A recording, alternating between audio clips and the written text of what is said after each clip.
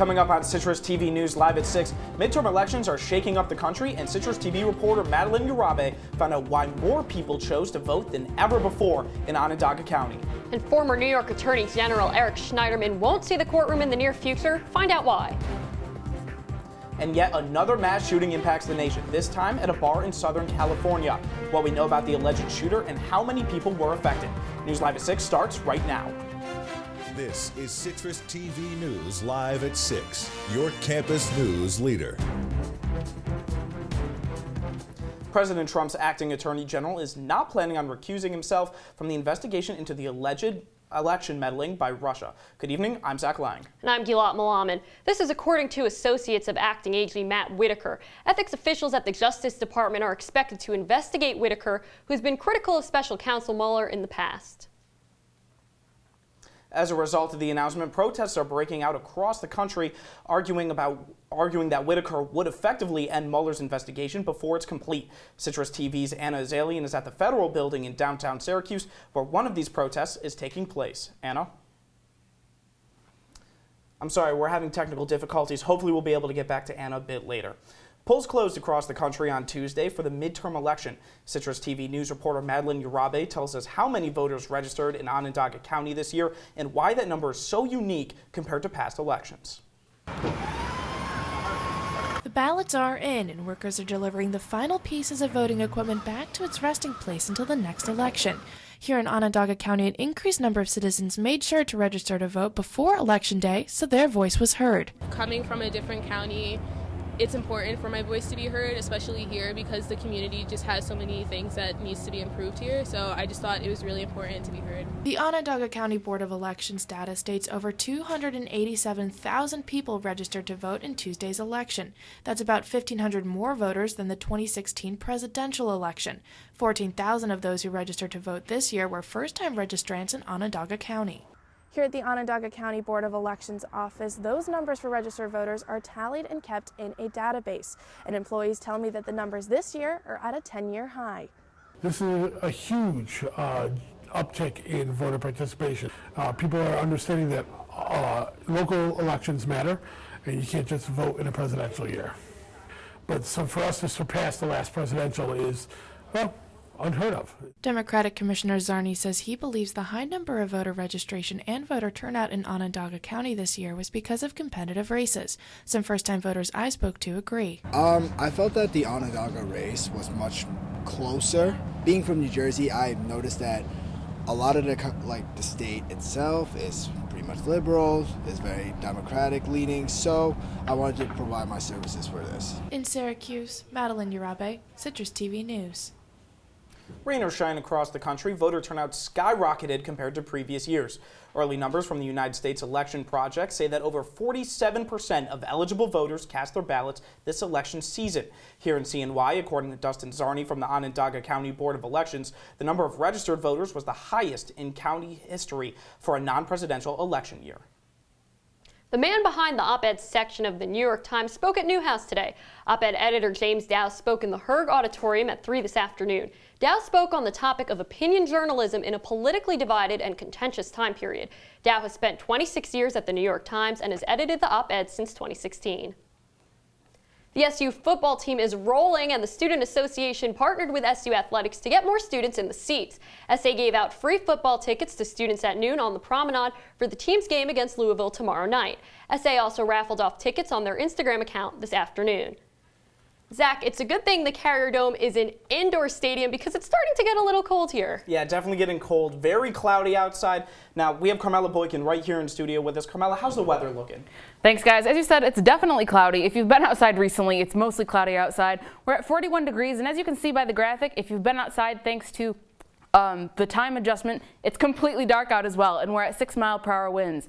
Taking a look at our photo of the day sent in by Anna Azallion. Thank you, Anna, for your submission. We can see earlier in the day, it was pretty much overcast, and those fall leaves we've been seeing in past weeks are starting to fall away as we move into winter. We actually have a double submission from Anna, so thank you, Anna.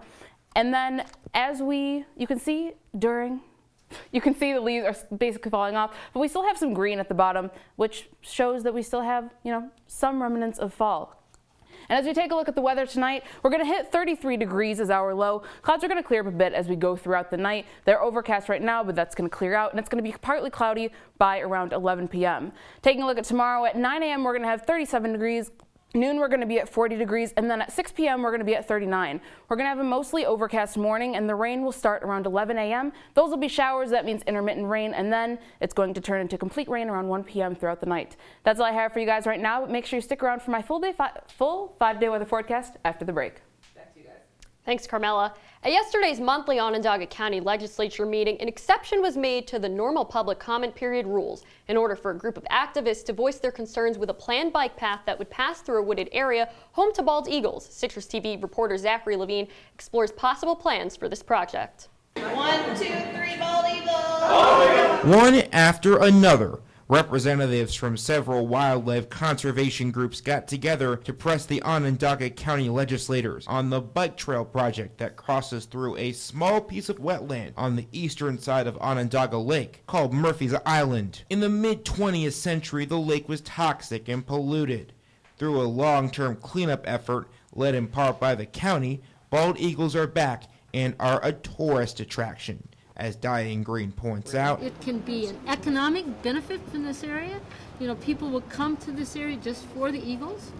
And of course, we'll stay overnight, shop at Destiny. This plan is all part of a project called Loop the Lake, which aims to extend the bike trail along Onondaga Lake. The plan is to bring it right up to Destiny, USA, where Murphy's Island is. We made a compromise with the legislature. We supported a plan to place a trail on Murphy's Island with the express promise that that trail would be kept as far away from the roosting eagles as possible, next to the CSX railroad tracks. That compromise, proposed by Onondaga Audubon President Allison Koek, is one of many. Travis Glazier, the director of the county's Office of Environment, has another one. We are closing the trail during the wintering period when food sources are scarce. We are protecting the bald eagles. Now the activists must hope that legislators vote to defund the plan put forth by Glazier. Zachary Levine, CitrusTV News. Voted on regarding the bike trail in yesterday's legislature meeting. And we have some good news. We're back with Citrus TV's Anna Azallion, who's at the Federal Building in downtown Syracuse, where protests surrounding Trump's acting attorney general are taking place. Anna? That's right. The protest has pretty much wrapped up. It started at 5 p.m., lasted until about 5:45. You might be able to see behind me there are still a few stragglers, but most people have flowed out at this point. But in its prime, the protest had about 150 people here, all protesting against President Trump's appointment of the new acting attorney general, Matthew Whitaker. Now, they say he's against the Mueller investigation. People had signs, some saying, quote, "Trump is not above the law, protect Mueller." There were also several speakers here, one an SU law professor, as well as a representative from Senator Gillibrand's office. The representative brought with her a statement from Senator Gillibrand that said, in part, the new attorney general needs to recuse himself. They also handed out this piece of paper full of chants that they said throughout the protest. Some of them were, "Trump is not above the law," and "When democracy is under attack, what do we do? Stand up, fight back." Reporting live at the Federal Building, Anna Azallion, Citrus TV News. Thanks, Anna. Now, a former New York City radio host and an alumnus of Syracuse University is facing a fraud conviction. 49-year-old Craig Carton is accused of taking part in deceiving ticket reselling. The SU alum formerly hosted a sports radio show with Boomer Esiason and the New York City-based radio station WFAN. A victim is reportedly in critical but stable condition after a fire in a Clinton Street apartment building last night. Syracuse firefighters responded to the fire call just before 11:15 at night and stayed on the scene until 2 in the morning. Medical responders also treated 3 other people, one of which was sent to St. Joseph's Hospital. Investigators say the fire broke out because of unattended cooking. The former principal of a middle school is pleading guilty to sexually assaulting a teenager. Authorities arrested 42-year-old Mark Tribuco in April of last year. Tribuco was the former principal of a middle school in Boonville. He will reportedly be sentenced in early January. Police are looking for a missing teenager from East Syracuse. 18-year-old Alexis Kratz went missing yesterday. The DeWitt Police Department says she was last seen near North Center Street early Wednesday morning. Kratz is 4'11" and was last seen wearing a peach-colored hoodie and black and white pajama pants.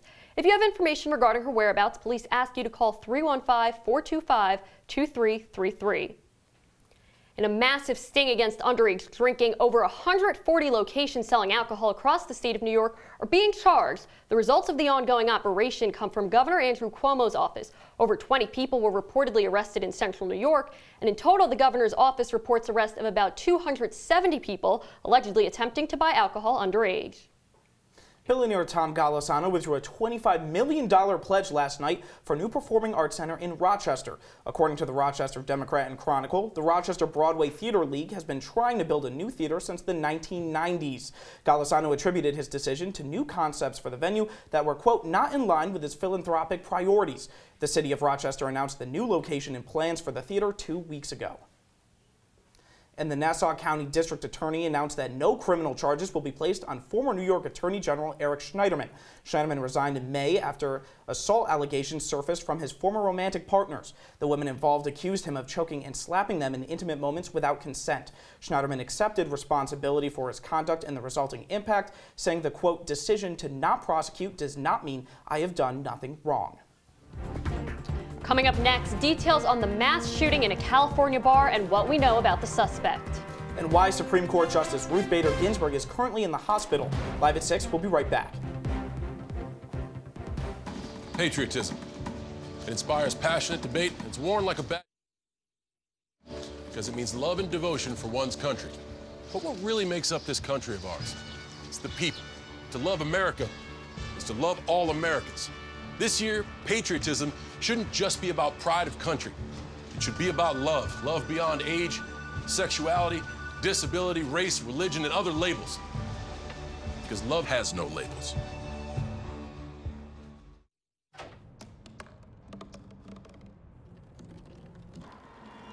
Everybody has a dream.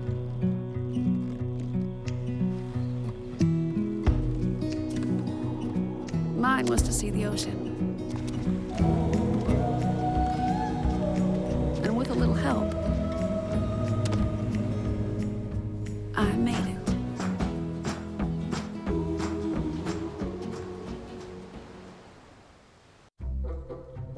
They call me Maxie, but I prefer tripod. I was your above-average four-legged homie, and then wham, bam, minivan. Some people pity me. Now that's lame. I still run, fetch, and swim. And the ladies love me. I'm the ultimate wingman. Just don't ask me to high five.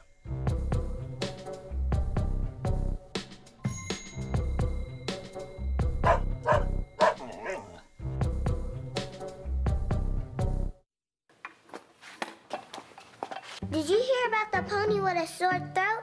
He was a little horse. Can I tell you a cat joke? Just kidding. Why couldn't the Wait, why was the basketball court all wet? Why? Because the players kept dribbling all over it. Where do cats go on vacation? New York.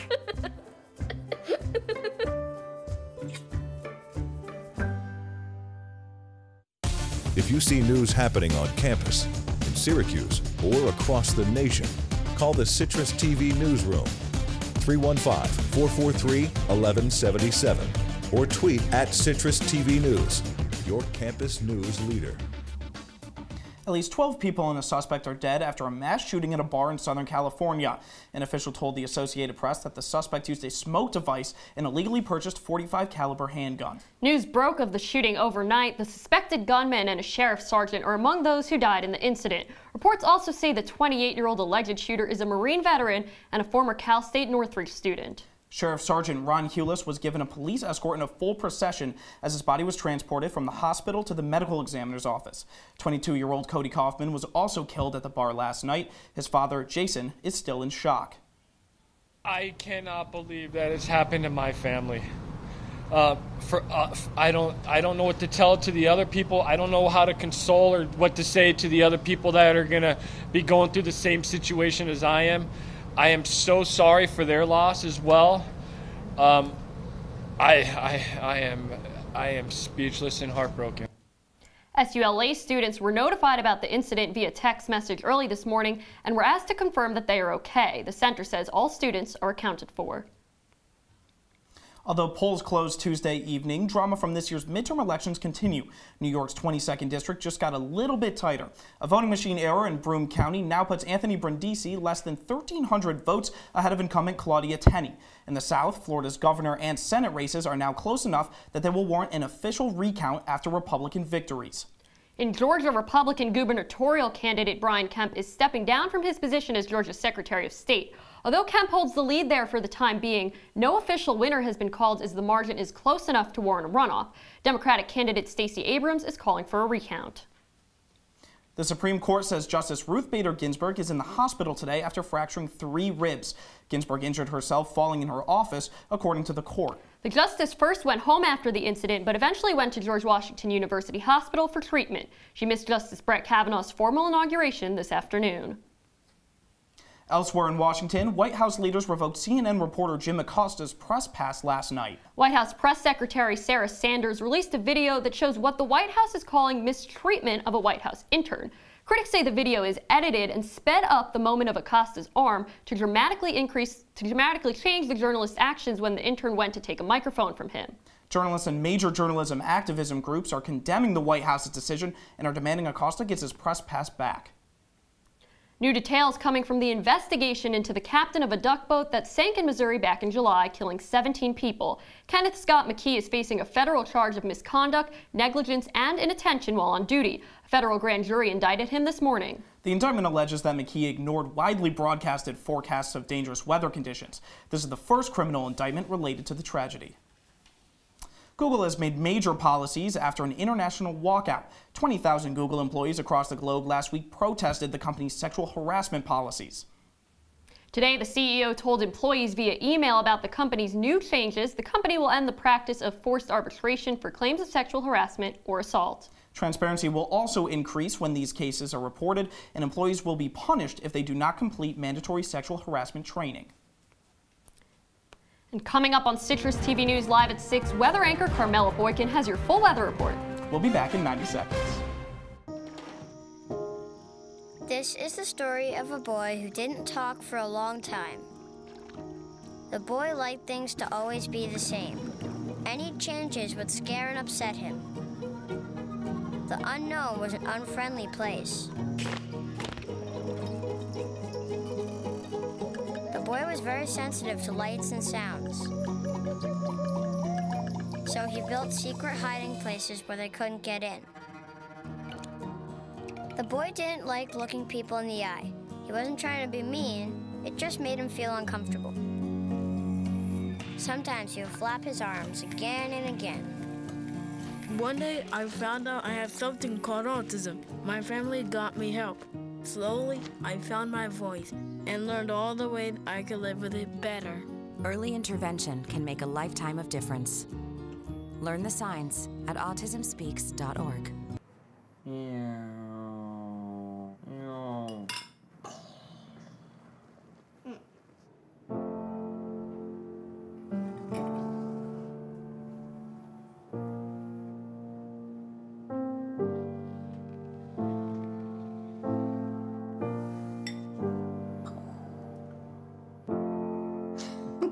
Visit aarp.org/caregiving for information on how to provide even better care for the person who wants to care of you. From the Citrus TV Weather Center, this is SU's most accurate weather forecast. Welcome back to Citrus TV News. Taking a look at the weather outside right now. Temperatures are at 41 degrees in Syracuse, cooler as we move south, 38 in Ithaca, 36 in Cortland, and a bit warmer as we move north. We've got 40 degrees in Rome and 41 in Fulton. As we take a look at tonight, we're going to have partly cloudy skies with a low of 33 degrees. Now the wind speeds are going to be around 2 miles per hour. So if your dorm is cranking that heat too much and it's getting too hot for you, you can open that window and you can know that all your hot air isn't going to be blasted out.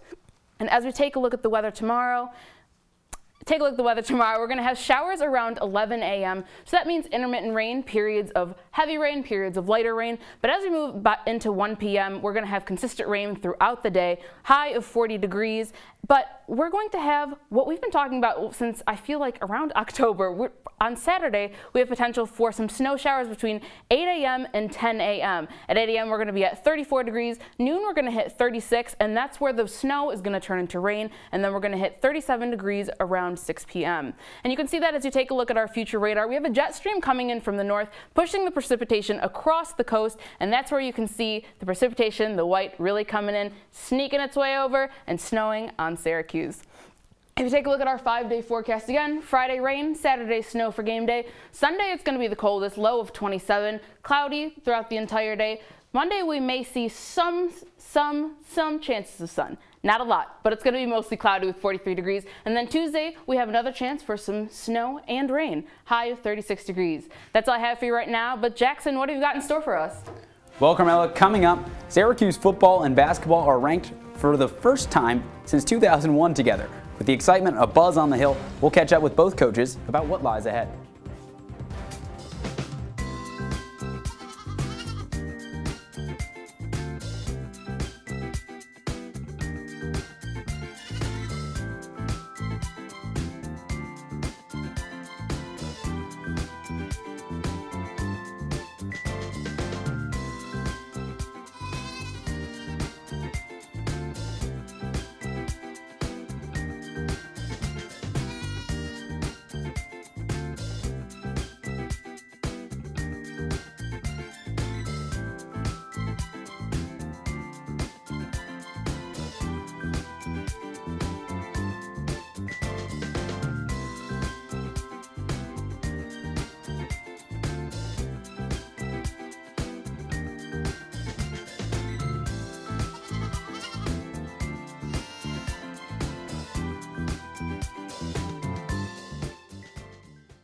It's a beautiful day out here. Sunny today with light breezes, giving way to clouds in the afternoon.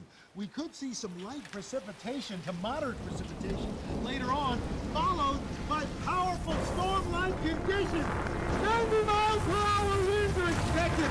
Authorities are asking everyone, stay indoors. Come on, that's it. Let's go.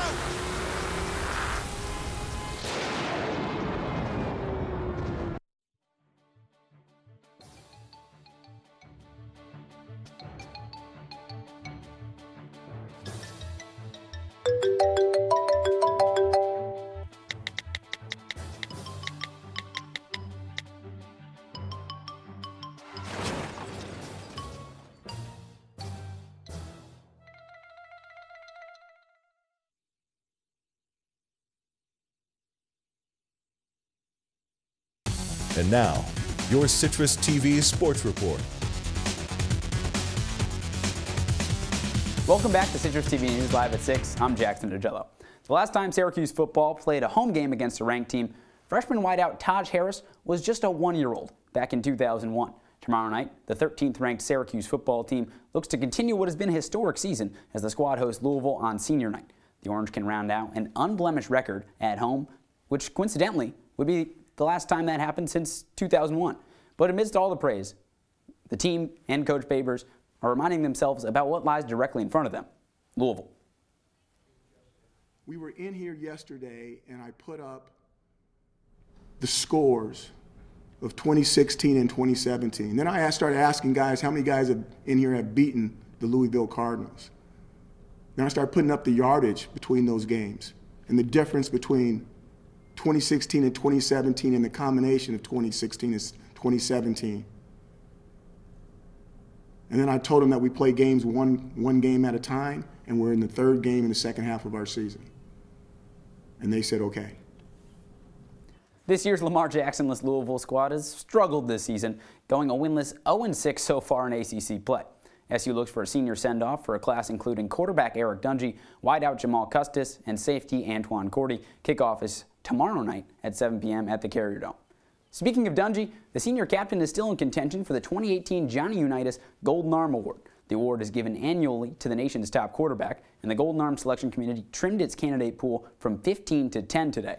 Dungy is not the only member of the Cuse family up for an award, however.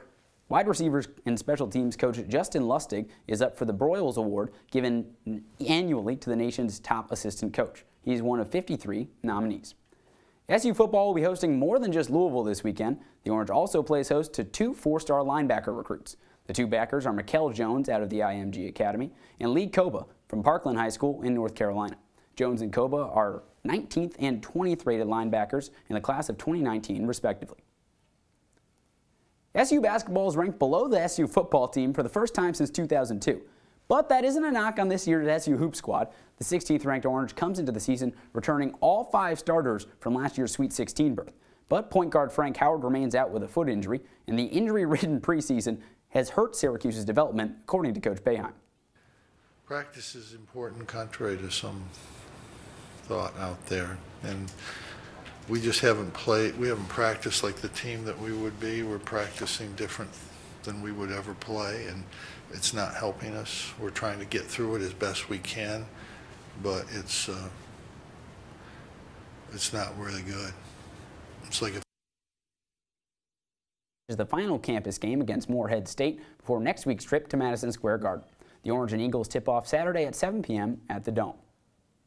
And tonight on the gridiron, 2 teams meet up in Thursday night football that are red hot as the Steelers play host to the Panthers. Carolina comes into the game winners of 3 straight, while Pittsburgh has won 4 in a row. Jackson, Friday night is not just our last time in the Dome, it's senior night. What type of crowd can we expect? Well, hopefully a big one. You got to expect. I mean, if you're a Syracuse football fan here in Central New York and you are not at that game, frankly, you're not a Syracuse football fan. The 13th ranked Orange have earned every right for a massive crowd, and I think there should be one. All right. Thanks for joining us, Jackson. We'll be right back. You've messed up your son's haircut. Mom? Do you A, try to fix it? Like it never happened. B, work with what you got? Or C, show solidarity? Thank you, baby. As a parent, there are no perfect answers. But you don't have to be perfect to be a perfect parent. Thousands of teens in foster care will love you just the same.